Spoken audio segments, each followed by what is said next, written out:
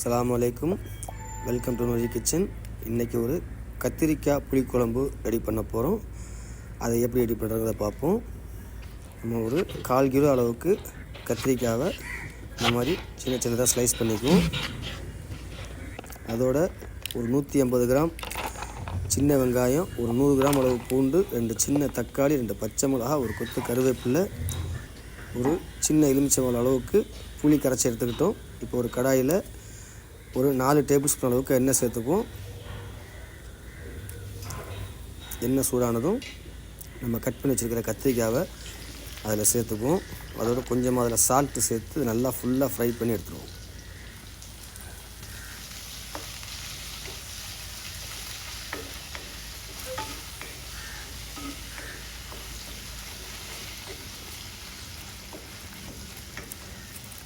ஃபுல்லாக 2 பக்கம் நல்லா ப்ரௌனிஷ் ஆகிற அளவுக்கு இது ஃபுல்லாக கத்திரிக்காயை அந்த எண்ணெயில் வதக்கிக்குவோம்.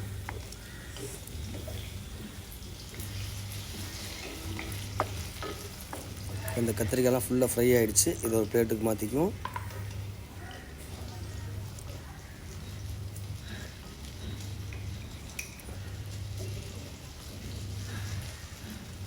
எல்லாத்தையும் ஃப்ரை பண்ணி ஒரு பிளேட்டில் எடுத்துட்டோம்.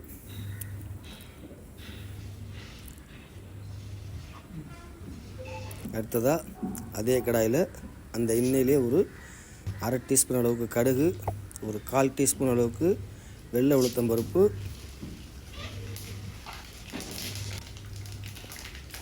ரெண்டையும் சேர்த்து நல்லா ஃபுல்லாக பொரிஞ்சு வரட்டும். அதோட கொஞ்சமாக குடமிளகா சேர்த்துக்குவோம். மிளகா நல்லா வறுபட்டதும் அதில் கருவேப்பிலை சேர்த்துக்குவோம்.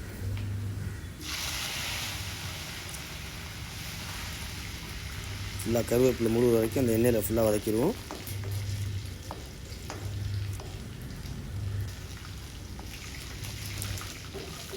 இப்போ நம்ம ரெடி பண்ணி வச்சுருக்கிற பூண்டை இந்த ஆயிலில் சேர்த்து நல்லா வதக்கிக்குவோம்.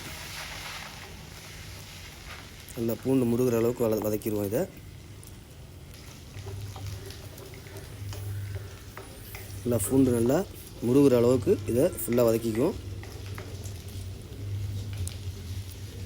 இந்த ஸ்டேஜில் நம்ம உரிச்சு வச்சுருக்கிற நாட்டு வெங்காயத்தையும் இதில் சேர்த்துக்குவோம்.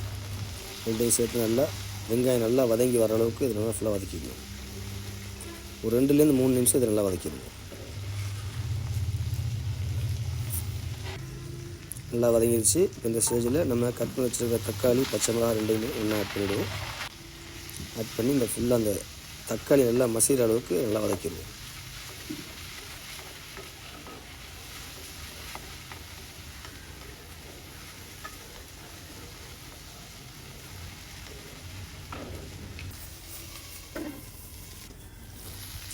ஒரு 2 நிமிஷம் க்ளோஸ் பண்ணி வச்சுருந்தோம்.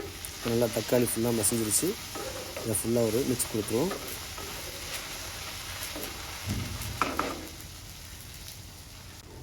இந்த ஸ்டேஜில் ஒரு 1/2 டீஸ்பூன் அளவுக்கு மஞ்சள் தூள்,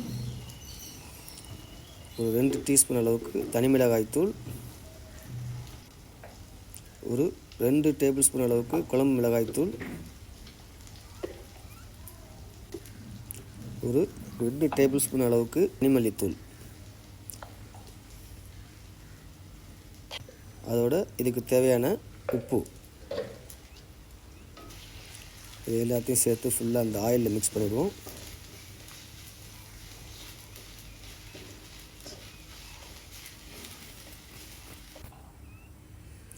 ஒரு கொஞ்சமாக தண்ணி சேர்த்து இது எல்லாத்தையுமே ஃபுல்லாக மிக்ஸ் பண்ணி இந்த மசாலாவுடைய பச்சை வாடை மாறுற வரைக்கும் இதை ஃபுல்லாக வேக விடுவோம்.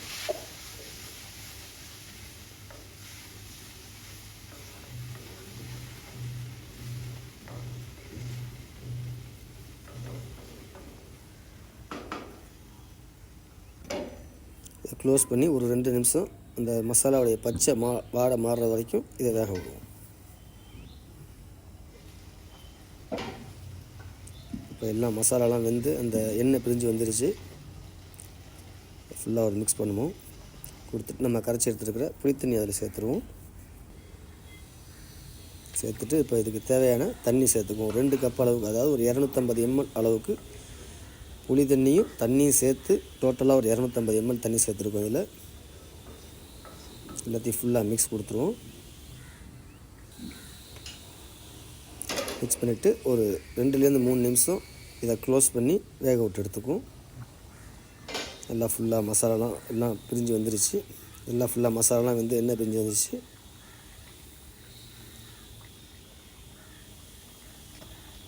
இந்த ஸ்டேஜில் நம்ம வதக்கி வச்சுருக்கிற கத்திரிக்காவை இதில் சேர்த்துருவோம். இதில் ஒரு 1/4 டீஸ்பூன் அளவுக்கு பெருங்காயத்தூள் சேர்த்துக்குவோம்.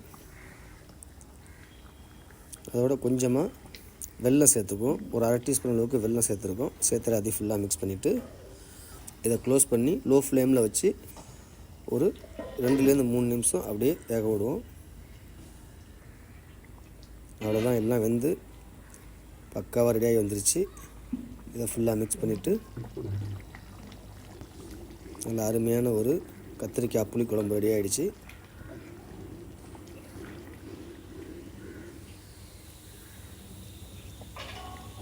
அவ்வளோதான், க்ளோஸ் பண்ணிட்டு அடுப்பு ஆஃப் பண்ணிடுவோம். ஒரு அருமையான கத்திரிக்காய் புளி குழம்பு ரெடி ஆகிடுச்சு. இதே மாதிரி நீங்களும் ட்ரை பண்ணி பாருங்கள். பிடிச்சிருந்தால் லைக் பண்ணுங்கள், ஷேர் பண்ணுங்கள், கமெண்ட் பண்ணுங்கள், மறக்காமல் சப்ஸ்கிரைப் பண்ணுங்கள்.